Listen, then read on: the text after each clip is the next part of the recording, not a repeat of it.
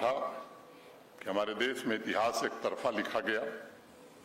जिन्होंने इस राष्ट्र की राजनीतिक, सामाजिक और सांस्कृतिक धारा को जीवंत रखने का काम किया, जानबूझ करके ऐसे महापुरुषों को इतिहास में यथोचित स्थान नहीं दिया गया। जिन्होंने भारतवर्ष के एकात्मक जीवन के ताने बाने को बुनने का काम किया था, उनके महान व्यक्तित्व के विभिन्न पहलुओं को जानबूझकर उपेक्षित किया गया ताकि देश की भावी पीढ़ी इनसे प्रेरित होकर के फिर उस रास्ते पर न चल पड़े। अगर अतीत में झांक कर हम देखेंगे तो सामाजिक, आर्थिक और शैक्षणिक सुधार करने में पूरे देश में महाराजा हरि सिंह जी सबसे आगे थे। बाकी रियासतों में तो इन क्षेत्रों में, इन सेक्टर्स में ट्रांसफॉर्मेशन बहुत बाद के दिनों में आया। सबसे पहले सोशल ट्रांसफॉर्मेशन में अटूट निष्ठा के साथ समाज के गरीब और कमजोर तथा वंचित वर्गों के जीवन में आशा की नई किरण भरने का काम महाराजा हरि सिंह जी ने किया था। उनकी दूरदर्शिता और नेतृत्व क्षमता अप्रतिम थी। उनके कार्यों का ही परिणाम है कि समाज में हर स्तर पर एक नया आत्मसम्मान और आत्मविश्वास जागृत हो सका। उनका पूरा जीवन समाज की भलाई के लिए साहस और दृढ़ विश्वास की एक गाथा मात्र है। और इसीलिए 2 साल पहले कई साथियों ने अनुरोध किया था, लंबे समय से जिसका इंतजार था जम्मू कश्मीर को, महाराजा हरि सिंह जी के नाम से छुट्टी घोषित करने का काम माननीय प्रधानमंत्री जी के नेतृत्व में यहां हुआ। भगवत गीता में भगवान श्री कृष्ण कहते हैं कि ममय वांसो जीवलोके जीव भूतः सनातन, अर्थात सब मानव ईश्वर की ही संतान हैं। और इसी भावना के अनुरूप महाराजा हरि सिंह जी ने तमाम प्रथाओं, रीतियों, नीतियों, परंपराओं में एकात्मता पर सदैव बल दिया और राष्ट्र के सामने एक अनुकरणीय उदाहरण भी पेश किया। मित्रों, मैं नेतृत्व गुणों, संघर्ष की भावना और दृढ़ संकल्प शक्ति के लिए पूरे देश में विख्यात पंडित प्रेमनाथ डोगरा जी को भी आज विशेष रूप से स्मरण करना चाहूंगा।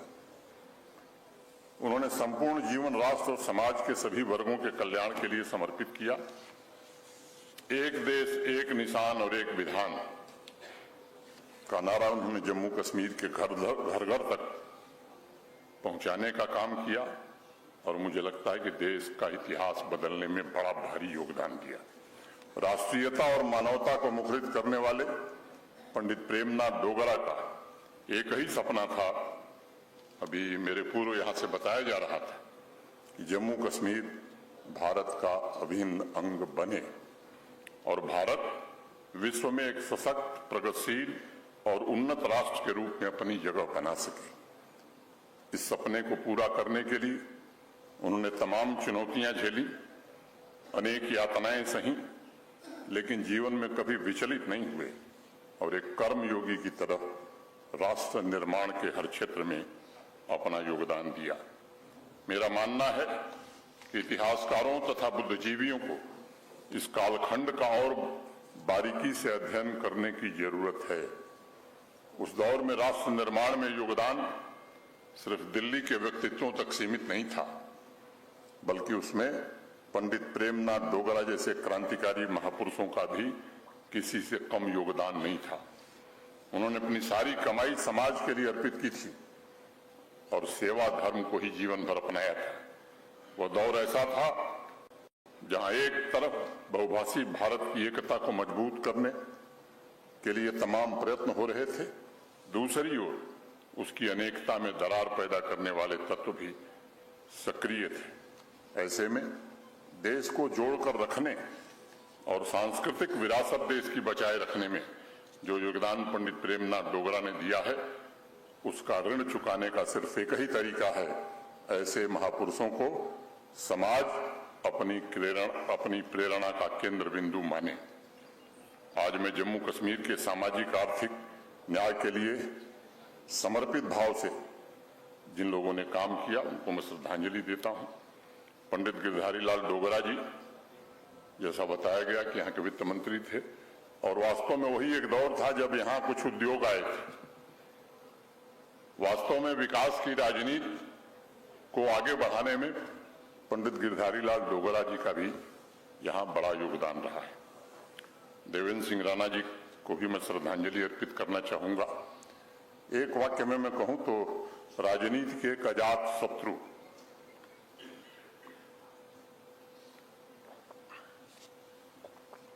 के रूप में श्री देवेंद्र राणा सदैव याद किए जाएंगे। और मुझे लगता है कि सुख में किसी के खड़े हुए हों या ना हो, लेकिन दुख में वो सबके बराबर खड़े रहे हैं। मैं अवार्ड से सम्मानित सभी हस्तियों से आज ये कहना चाहता हूं कि जैसे जैसे भारत तेजी से आर्थिक विकास के पथ पर आगे बढ़ रहा है, उसमें साहित्य, सामाजिक सेवाओं, खेल, शिक्षा, व्यवसाय, पत्रकारिता में आपका काम हमारे समाज के ताने बाने को और मजबूत करेगा। इस यात्रा में यह सुनिश्चित करना ये आपका कर्तव्य, हम सबका कर्तव्य है कि समाज के कमजोर वर्गों और महिलाओं के सशक्तिकरण को सर्वोच्च प्राथमिकता दी जाए। ये सुनिश्चित करना भी सामूहिक जिम्मेदारी है कि विभिन्न सामाजिक वर्गों को ये महसूस हो सके कि विकसित भारत में उनकी भी जायज हिस्सेदारी है। हमारी संस्कृति में तो कहा गया है कि जिस प्रकार मनुष्य की उत्पत्ति एक समान है, उसी तरह मानवता की नियति भी एक समान होती है। हमारे पूर्वजों ने एकैव मानुषी जाति का दर्शन हमें विरासत में दिया है। भारत पूरे विश्व में एक अकेला देश है जिसके पास इस मूल मंत्र जैसे आध्यात्मिक खजाना मौजूद है। ऋग्वेद में तो हमारे ऋषियों मुनियों ने जो प्रार्थना की और उसमें कहा, मां प्रगाम पंथो वयम, अर्थात हम सुपथ से कुपथ की ओर कभी न जाएं, अच्छे रास्ते पर ही चलें, खराब रास्ते पर कभी न बढ़ें। और इसलिए प्राचीन काल से ही धर्म मार्ग पर चलना ये हमारे स्वभाव का हिस्सा रहा है। तमाम विभिन्नताओं में समन्वय, शांति और सद्भावना बनाए रखना हमारे स्वभाव में सदैव से रहा है। हमें कभी इसके लिए प्रयास नहीं करना पड़ा। हमारी संस्कृति ने विश्व बंधुत्व की अवधारणा पूरी दुनिया को दी और ऋग्वेद में तो यहां तक कहा गया, अयम बंधुर्यनेति गणना लघु चेतसाम उदार चरिता नाम तु वसुधैव कुटुंबकम। यह मेरा है वह मेरा नहीं है का भेद केवल संकीर्ण सोच वाले लोग करते हैं। श्रेष्ठ आचरण वाले लोगों के लिए तो सारा संसार ही एक परिवार है। इसलिए मैं मानता हूं कि हमारी संस्कृति ने स्वार्थ और संकीर्ण सोच को समाज के लिए सबसे बड़ा खतरा बताया था और लोक चेतना में सर्वधर्म समभाव का दर्शन इसीलिए स्थापित भी किया। भारत की सबसे बड़ी विशिष्टता यह है कि यहाँ किसी भी हिस्से में चले जाइए, वहाँ की विविधता, लोक चेतना और संस्कार में आपको सामाजिक सद्भाव तथा शांति के तत्वों का समावेश अवश्य मिलेगा। सह अस्तित्व की इस भावना का परिणाम है कि विश्व में जितने भी धर्म हैं वो भारत में आए, उन्हें अपनी जड़ जमाने का पूरा अवसर मिला। और हमारे पूर्वजों ने, हमारे ऋषि मुनियों ने तो कहा, एकम सद्विप्रा बहुधा वदन्ति। हमारी संस्कृति कहती है कि सत्य तो एक ही है, लेकिन विद्वान उसे अपने अपने ढंग से बताते हैं और इसे आधार बनाकर हजारों वर्षों से भारतवर्ष ने मानवता, सहिष्णुता और अहिंसा का दर्शन पूरे विश्व को दिया। हमारे पूर्वजों ने कभी भी अपने विचार और संस्कृति को स्वयं तक सीमित नहीं रखा, बल्कि वह तो पूरे मानव समाज का कल्याण चाहते थे। और अथर्ववेद में तो यहाँ तक कहा गया, यह सदस्यो वरुणो यो विदेश्य, अर्थात वरुण देवता हमारी अपनी धरती के तो हैं ही, साथ में वो बाहरी लोगों के भी हैं।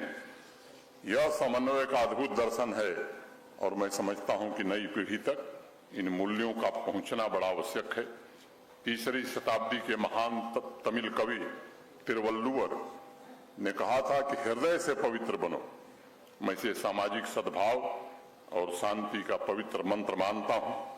मैं इस अवसर पर सर्व समाज से निवेदन करना चाहूंगा कि आपको मिलकर आपसी भाईचारे के रिश्ते को और मजबूत करना होगा। हर एक व्यक्ति को देश की भलाई के कामों से जोड़ना होगा। मैं चाहता हूं कि ऐसे तत्व जो हमें जात, मजहब, पंथ, भाषा के नाम पर अलग करना चाहते हैं, हमारे भाईचारे में दरार पैदा करते हैं, उन्हें सामूहिक ताकत से अलग थलग करना ये समाज की सामूहिक जिम्मेदारी है। भाईचारा और समन्वय हमारी सबसे बड़ी ताकत है और यह ताकत निरंतर मजबूत हो, इसके प्रयास हमें मिलकर करने होंगे। मेरा इस बात पर पक्का यकीन है कि हर इंसान की उत्पत्ति और उसकी डेस्टिनी ये पूर्व निर्धारित है, एक है। फर्क सिर्फ इस बात से पड़ता है कि जीवन यात्रा में कितनी जल्दी हम इस तथ्य को समझ पाते हैं और उसे स्वीकार करके समाज के भलाई के कामों में जुट जाते हैं। एक छोटी कहानी सुनाना चाहूंगा। एक बार महात्मा बुद्ध और सम्राट प्रसेनजति बैठे हुए थे। 75 वर्ष का एक बुजुर्ग सन्यासी उनके पास आया और उसने झुककर बुद्ध के चरणों में प्रणाम किया। बुद्ध ने आशीर्वाद देते हुए पूछा उससे कि आपकी उम्र कितनी है? तो उस सन्यासी ने जवाब दिया कि मेरी उम्र ज्यादा नहीं है, महज 4 वर्ष है। यह सुनकर सम्राट प्रसेनजति चौंक गए, विस्मित हो गए, लेकिन भगवान बुद्ध मुस्कुराने लगे। सन्यासी के जाने के पश्चात महाराज ने बुद्ध से पूछा कि आखिर यह माजरा क्या है?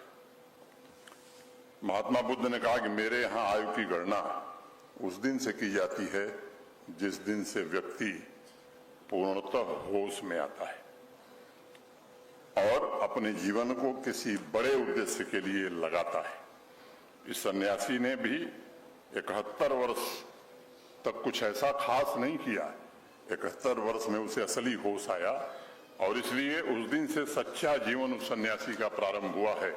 और इसलिए मैं मानता हूं कि आप सभी एक विशेष उद्देश्य के साथ धरती पर अस्तित्व में आए हैं। मैं प्रार्थना करूंगा कि आपकी सारी शक्ति इन उद्देश्यों की पूर्ति में लगे। हमें इस बात को भी ध्यान में रखना होगा कि समाज में और विशेष रूप से जम्मू कश्मीर में अलगाववादी और विभाजनकारी तत्व ये कभी हावी न होने पाए। पत्रकारिता, समाज सेवा, साहित्य, बिजनेस से जुड़े साथी जिनको आज पुरस्कृत किया गया है, विशेष रूप से इस दिशा में उन्हें भी आगे बढ़ करके काम करना होगा ताकि विविधताओं से परिपूर्ण जम्मू कश्मीर में एकता की भावना निरंतर मजबूत होती रहे। समाज के सभी प्रबुद्ध जनों के मन में एक सवाल जरूर कौंधना चाहिए कि मुझे किस लिए याद किया जाएगा, what I will be remembered for. यह सवाल जीवन के रूपांतरण की शुरुआत है और अगर इस पर हमने ठीक से सोचा तो मुझे लगता है कि देश का भविष्य बनाने में हम अपना भरपूर योगदान दे सकेंगे। एक बार पुनः सभी अवार्ड विजेता सम्मानित व्यक्तित्वों को हृदय से बधाई, शुभकामनाएं देता हूं। इस अवसर पर मैं सभी नागरिकों से भी कहना चाहूंगा वो सामाजिक, आर्थिक तथा सांस्कृतिक विकास में यथाशक्ति अपना योगदान दें। देश ने फिर से करवट बदला है। मैं समय ज्यादा नहीं लेके 1 मिनट में खत्म करूंगा कि हमारा देश बड़ा गौरवशाली रहा है, आर्थिक रूप से भी। और फिर से मुझे लगता है कि पिछले 10-11 वर्षों में देश ने जो रफ्तार पकड़ी है, एक समय था जब वर्ल्ड जीडीपी में हमारा कंट्रीब्यूशन, हमारा योगदान 33% था। 11वीं शताब्दी की बात है। 15वीं शताब्दी आते ये योगदान हमारा घटकर 25% हो गया। फिर वो गुलामी का दौर शुरू हुआ, मुगल आए, अंग्रेज आए, वैभव, यश सब कुछ लूट कर ले गए। जब देश को आजादी मिली 1947 में, 1950 में दुनिया की जीडीपी में हमारा कंट्रीब्यूशन महज 4% रह गया। वक्त ने फिर करवट बदला है और 2023 में अंतर्राष्ट्रीय मुद्रा कोष, इंटरनेशनल मॉनेटरी फंड के अध्ययन ने ये बात कही है कि अब आज दुनिया की जीडीपी में भारत का कंट्रीब्यूशन 15% हो गया है। इन 10 वर्षों की प्रगति ये हमें भरोसा देती है कि निश्चित रूप से देश ने जो लक्ष्य तय किया है कि 2047 तक फिर से हम विकसित भारत बनेंगे। मुझे लगता है कि निश्चित रूप से वो लक्ष्य हम प्राप्त कर सकते हैं। कोई सरकार लक्ष्य पूरा अकेले नहीं कर सकती जब तक समाज और देश के नागरिक उस लक्ष्य के साथ न जुड़े। मैं आप सबसे निवेदन करूंगा कि इस महान लक्ष्य में अपनी पूरी ऊर्जा, पूरी क्षमता हम लगावें। फिर से एक बार आयोजन के प्रति मैं गुलिस्तान नेटवर्क को हृदय से बधाई देते हुए अपनी बात पूरी करता हूं। धन्यवाद। जय हिंद।